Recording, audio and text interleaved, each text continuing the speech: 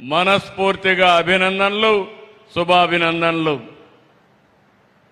ఏ సంక్షేమ కార్యక్రమం అయినా, ఏ అభివృద్ధి కార్యక్రమం తెచ్చినా ప్రజల జీవన ప్రమాణాలు పెంచాలి. అప్పుడే సమాజం సమగ్రంగా అభివృద్ధి చెందుతుంది.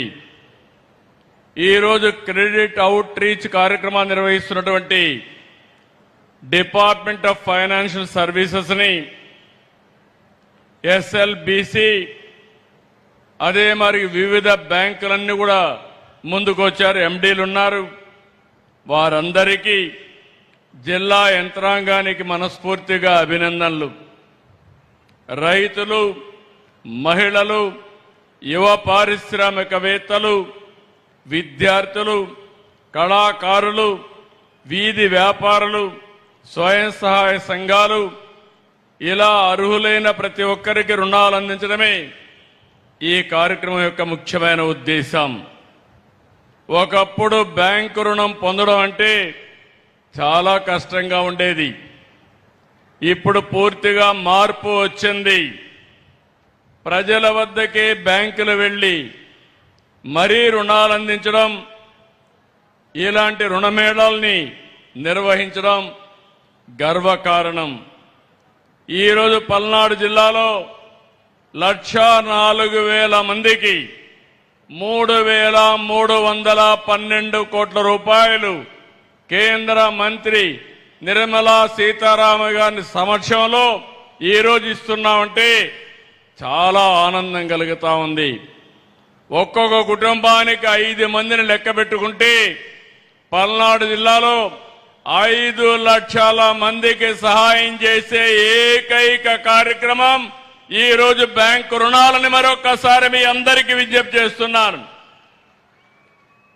ఒకటి కాదు, వ్యవసాయ రంగం 84,893 మందికి 2,363 కోట్ల రూపాయలు రుణాలు. ఎంఎస్ఎంఈ రంగం 4,449 యూనిట్లకి 335 కోట్లు. గృహ, విద్య, వాహన, సౌర విద్యుత్ వంటి వాటికి 15,228 ఖాతాలకి 624 కోట్ల రూపాయలు. వీటిలో వివిధ పథకాల కింద ఈరోజు 2,500 కోట్ల రూపాయలు లబ్ధిదారులకు ఇస్తున్నారు. 15,000 మంది డాక్రా మహిళలకి, 13,355 మంది పారిశ్రామికవేత్తలకి రుణాలు అందించాం. పిఎం సూర్య గారి కింద 8,574 కుటుంబాలకి 98 కోట్ల రూఫ్ టాప్ సోలార్ ఏర్పాటుకు సహాయం చేశాం. ఈరోజు బ్యాంకులు కేవలం రుణాలు ఇచ్చే సంస్థలు మాత్రమే కాదు, రాష్ట్ర అభివృద్ధిలో భాగస్వాములు. ఈరోజు మీరిచ్చిన రుణం ఒక రైతు భవిష్యత్తు మార్చడానికి, ఒక యువకుడి ఆశయానికి, ఒక మహిళ సాధికారతకు, ఒక పారిశ్రామికవేత్త కలలకు పెట్టుబడిగా నిలుస్తుంది, జీవితాలను మారుస్తుంది. ఒకప్పుడు మైక్రో ఫైనాన్స్ అని ప్రైవేటు వడ్డీ వ్యాపారస్తులని వారిపైన ఎక్కువ ఆధారపడేవాళ్ళం. అధిక వడ్డీ, వడ్డీకి వడ్డీ, చక్ర వడ్డీ, ఈ విధంగా చాలా ఇబ్బందులు పడ్డాం. ప్రభుత్వాలకు కూడా పెద్ద సవాలుగా మారే పరిస్థితి వచ్చింది. ఈరోజు బ్యాంకులు చొరవ చూపిస్తున్నాయి. ఇలాంటి క్రెడిట్ అవుట్ రీచ్ ద్వారా మైక్రో ఫైనాన్స్ కానీ, ప్రైవేట్ లెండింగ్ కానీ పూర్తిగా అడ్డుకట్టబడుతుంది. నేను ఈ సందర్భంగా కేంద్ర మంత్రి నిర్మలా సీతారామన్ గారిని మనస్ఫూర్తిగా అభినందిస్తున్నాను. బ్యాంకింగ్లో చాలా రిఫార్మ్స్ తీసుకొచ్చారు. ఎన్పిఎల పైన కఠినంగా వ్యవహరించారు. చిన్న చిన్న ప్రభుత్వ ఖాతాలను విలీనం చేసి చిన్న చిన్న బ్యాంకులుంటే నష్టాల్లో ఉంటే అవన్నీ విలీనం చేసి సమర్థవంతమైన బ్యాంకు వ్యవస్థకు దోహదం చేశారు. డిజిటల్ బ్యాంకింగ్ విప్లవం తీసుకొచ్చారు. యూపీఐని విస్తరించారు. జన్ధన్ యోజన ద్వారా కోట్లాది మందికి బ్యాంకు ఖాతాలు ఇచ్చారు. డీబీటీతో లీకేజ్ తగ్గించారు. మీరందరూ చూశారు. జీఎస్టీ స్లాబులు ఎక్కువ ఉండేటివి, కన్ఫ్యూజన్ ఉండేది, చాలా మంది నష్టపోయారు. వారు చేసిన సింప్లిఫికేషనే కాకుండా రైతులకు పేదవాళ్లకు న్యాయం జరిగేట్టుగా జీఎస్టీ స్లాబులు మార్చారు. దీనివల్ల ఆదాయం పెరిగింది, ప్రజలకు మేలు జరిగింది. ఇలాంటి రెవల్యూషనరీ రిఫార్మ్స్ తీసుకొచ్చిన వ్యక్తి మన మంత్రి నిర్మలా సీతారామన్ గారని చెప్పి నేను మీకు తెలియజేస్తున్నా. నేను చాలా మంది ఫైనాన్స్ మినిస్టర్లు చూశాను, కానీ ఈరోజు ఒక క్రియేటివ్గా చాలా సమర్థవంతంగా ఈరోజు నిర్మలా సీతారామన్ గారు వ్యవహరిస్తున్నారు. ఈరోజు ప్రధానమంత్రి గారు దేశాన్ని వికసిత్ భారత్గా 2047కి అభివృద్ధి చెందిన దేశంగా తయారు చేయాలంటే దానికి అనుగుణంగా అనేకమైనటువంటి రిఫార్మ్స్ తీసుకొచ్చిన వ్యక్తి నిర్మలా సీతారామన్ గారు అని చెప్పి నేను మీకు తెలియజేస్తున్నా. మనస్ఫూర్తిగా ఈరోజు వారిని అభినందిస్తున్నాను. నేను ఒక మాట అడిగాను, ఈ మీటింగ్కి వెల్కమ్ చేస్తూనే రాబోయే రోజుల్లో 6 జిల్లాల్లో మీటింగ్లు పెట్టాలని వారిని అడిగితే ఇమ్మీడియట్ గా యాక్సెప్ట్ చేశారు. తొందరలోనే 3 నెలలకు ఒక మీటింగ్ పెట్టి ఇంకొక 6 జిల్లాల్లో ఇదే తరహా కార్యక్రమాన్ని నిర్వహించడానికి వారిని రిక్వెస్ట్ చేస్తున్నా. వారు వస్తారని చెప్పి కూడా ఆశిస్తున్నా. 2 ఏళ్లకు మునుపు అంతా చీకటి, విధ్వంసం. ఆ రోజు నేను గాని, పవన్ కళ్యాణ్ గారు గాని, ఇంకో పక్క నరేంద్ర మోడీ గారు ఒక ఎన్డీఏ ద్వారా మీకందరికి ఒక భరోసా ఇచ్చాం. రాష్ట్రాన్ని మళ్లీ పూర్వ వైభవం తీసుకొస్తామని చెప్పాం. చెప్పిన మాట ప్రకారం ముందుకు పోతే నేను 4వసారి ముఖ్యమంత్రిగానే ఎప్పుడూ చూడనటువంటి ఆర్థిక సంక్షోభాన్ని చూశాను. ఎక్కడ చూసినా సమస్యల సుడిగుండమే.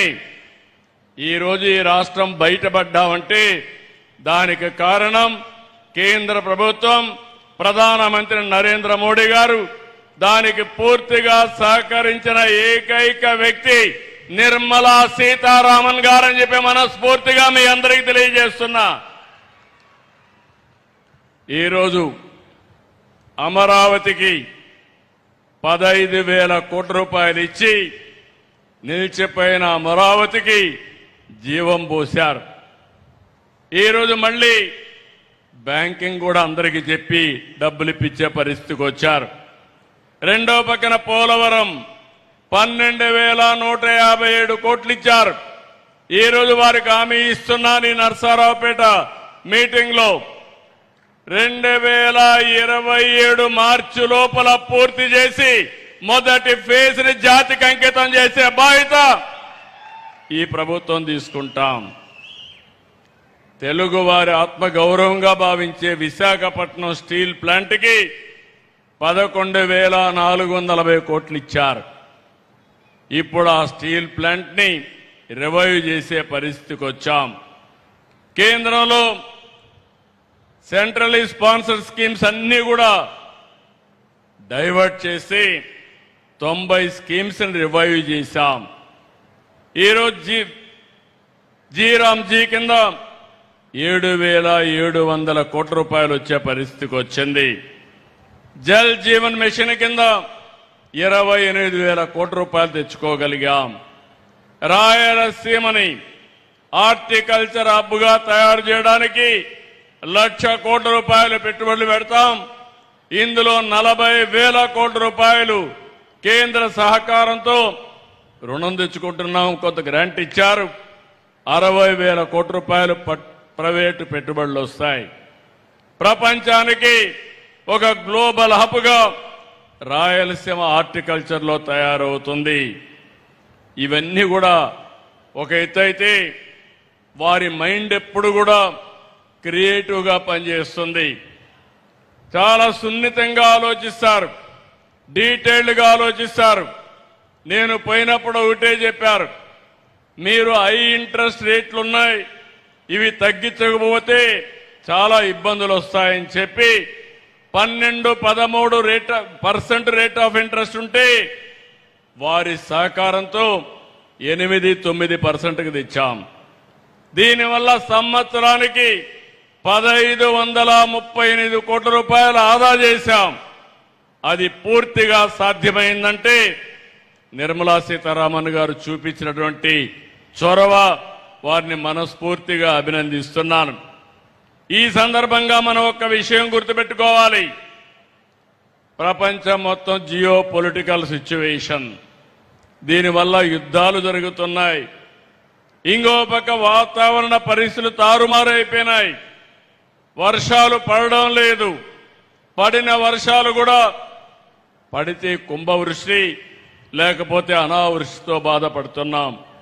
ఇప్పటి వరకు ఆలమట్టి నిండలేదు. కింద నుండి నారాయణపూర్ ఉంది, జోరాలు ఉంది, తర్వాత శ్రీశైలం నాగార్జున రావాలి. ఈ సంవత్సరం ఆ ఛాయలే కనపడడం లేదు. గోదావరిలో కూడా చాలా వరకు వర్షాలు తక్కువై నీళ్లు రావడం కూడా తగ్గిపోయే పరిస్థితికి వచ్చింది. ఇలాంటి సందర్భాల్లో మిమ్మల్ని అందరినీ ఒకటే కోరుతున్నా, ఈరోజు మనం అందరం కూడా చాలా వరకు సురక్షితంగా ఉన్నాం. నేను ఎన్నోసార్లు చెప్పాను, ఈ దేశానికి నరేంద్ర మోడీ గారు ఒక సమర్థవంతమైన నాయకుడు, ప్రపంచం మెచ్చే ఏకైక నాయకుడు నరేంద్ర మోడీ గారు అని చెప్పి మరొక్కసారి ఈ మీటింగ్ లో మీకు విజ్ఞప్తి చేస్తున్నా. వారు నాయకత్వం ఇస్తే నిర్మలా సీతారామన్ గారు దేశ ఆర్థిక వ్యవస్థని సమర్థవంతంగా నిర్వహిస్తున్నారు. ఇలాంటి క్లిష్ట సమయంలో కూడా ఎక్కువ గ్రోత్ వచ్చే దేశం భారతదేశం. ఇన్ని సమస్యలున్నాయి. ఆ సమస్యల్ని అధిగమించడానికి అనునిత్యం కొత్త కొత్త ఇన్నోవేటివ్ ఐడియాస్తో ముందుకు తీసుకుపోయే పరిస్థితికి వచ్చారు. ఈరోజు ఇక్కడుండే ఆడబిడ్డలందరినీ ఒకటి కోరుతున్నాను. ఈరోజు నిర్మలా సీతారామన్ గారు ఒక ఆదర్శం, ఒక మహిళ.